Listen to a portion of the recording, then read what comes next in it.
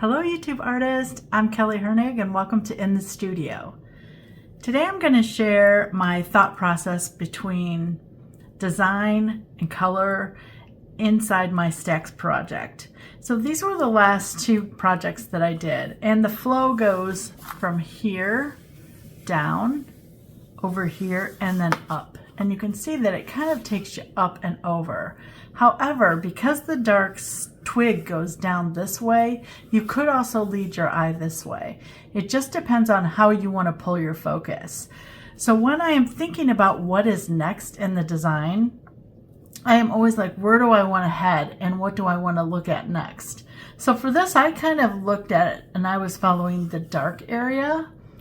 I like this curve, but you see that I curve the leaf inward. So if I were to curve the branch this way, so that top edge going this way, it would have really made you point this way. So both of them would have been pointing. But I didn't want that. I like the little softer curve. I wanted you to kind of come back and notice that little bird on top of the owl. That's why I curved the leaves the way that I did. So I already have my thing drawn here, what I'm going to do next, but I wanted to share the design process with you.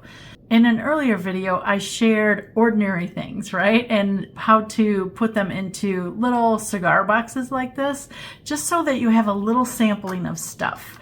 Remember, if you pull out this big, gigantic box of things, it's a lot to rifle through. So I have little boxes that are more neutral. I have some that are more fabric oriented or texture oriented, some that are just vintage papers.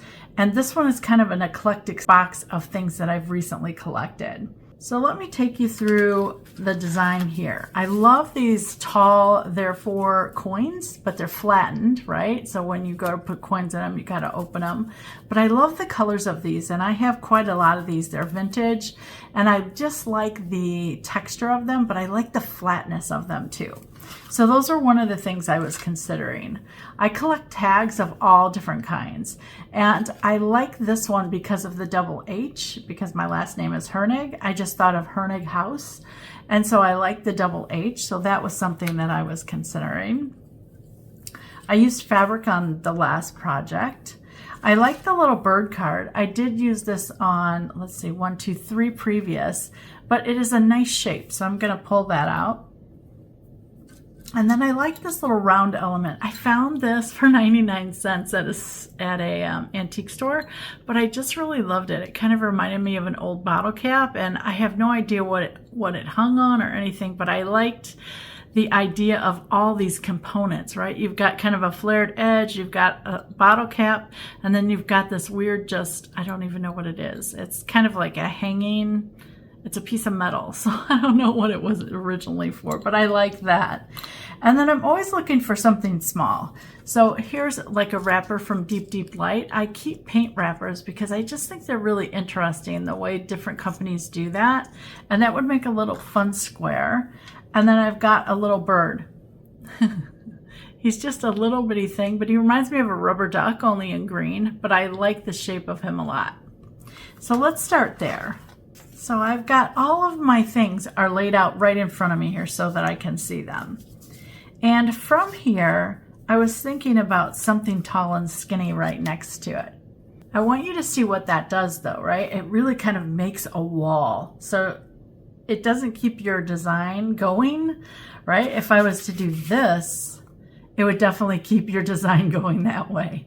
So by sticking it this way, which is the way that I thought I wanted it because of the linear design here, it's just too much of solidity. And I liked it even moved up here because then you kind of got a side step. But I also want you to notice the width of this is almost the width of the leaves. Do you see that? So if you can vary the size and the shape of your items, it's going to make a big difference. I mean, look at this one up here, right? I have this tall paper in the back.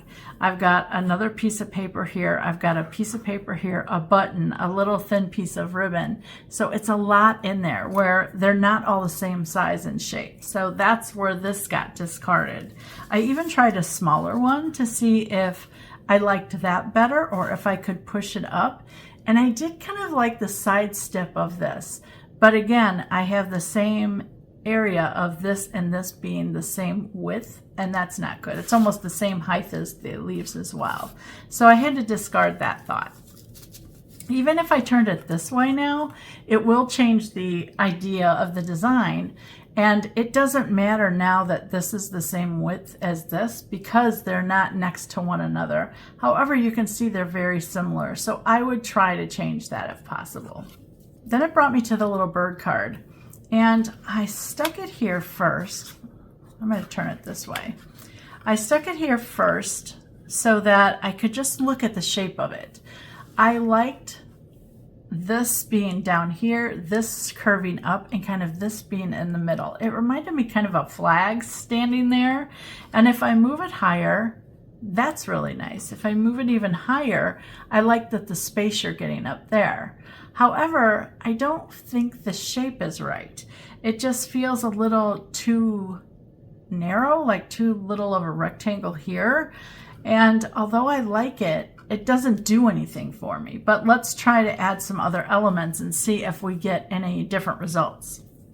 So if I was to add a little square up here, that's nice. I could add a square down here. I kind of like that. It adds a little heaviness down here. And then let's move the little duck up there. So you see now we've got kind of a block of elements, and from this I go here, here, here, which is not a bad part of the design. So let's pull it up where I liked it kind of like a flag. That's interesting, but I have a lot of space down here to fill.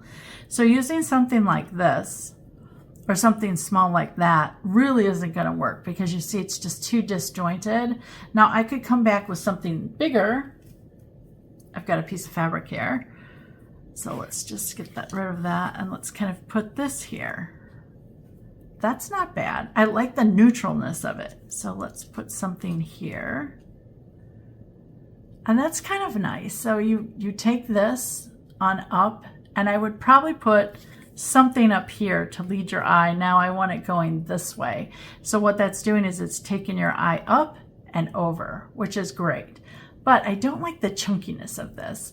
I don't like this empty space here, and I think it needs a different shape added. So I'm going to go on to the big square shape here, this tag. This is why I like collecting tags and different kinds of papers, because they allow you to try different shapes without committing to something right away. And you can see that I'm just pulling them in and out, and this is what I do normally. I just try them out, kind of like a trial period to see if I like them. I like the square a lot because it's full. So it's different than this one, which is long and skinny. It's different than this one, which is kind of wide, but yet tall, right? So you've kind of got a big C here, or almost like a big U. And so having this big sheet here, a big square, I kind of like that. So we could move it up, which I like it up here. I look at the last two designs to see what kind of area I want them. I don't like the heaviness of the button here, the lightness here, and then this big heaviness being up here. So I just felt like that was going to be a really heavy element. Even if I left it this color, it doesn't matter. I'm looking at it now as I go straight from here to here because of the sheer size of this ticket. So if I pulled it down here, I liked it a lot. I just liked how this no longer competes with that. Now watch when I push this up again. Do you see how you kind of go straight across? But just by pulling it down a little bit, you now are engaged with this piece, and I really like that. I wanted something small up here because I want it to be able to point you to the next area, so to the next element. And that's where that little ducky came in, right? So it is this way pointing that way. And then I thought about what can I add in here or have overlap. So I've got a little bitty ticket here that I tried overlapping like that. Again, it just made it heavier and I didn't enjoy the shape as much. I tried the ticket going this way. I didn't mind that, but it kept your area right here. It kept your looking your sight right here. And I don't know that that's a good thing. I didn't really feel comfortable with that, so I just left this piece off and I looked for a different shape. So let's look at a square here. See what that did? It's softer. It now connects this to this to this, and then your eye over here, better than that piece of paper. And I tried moving this around. I'm not worried about the initials because I can put them anywhere. I tried it in the center. Did I like it there? I didn't like it in the center. That's okay, but I liked it closer to this so that you kind of felt like here to here. It's almost like a connecting point for me. But what I didn't like, because I know I'm going to put the double H in there because I really like that, and that's why I saved the tag. I knew that I didn't want a square here, and that's almost a square there, right? Each H is almost its own square.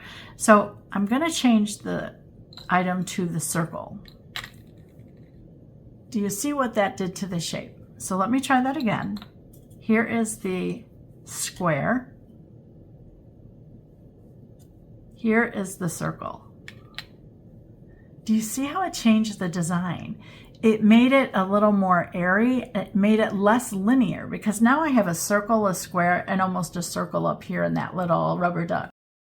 But I also like the placement of this almost even with the owl face.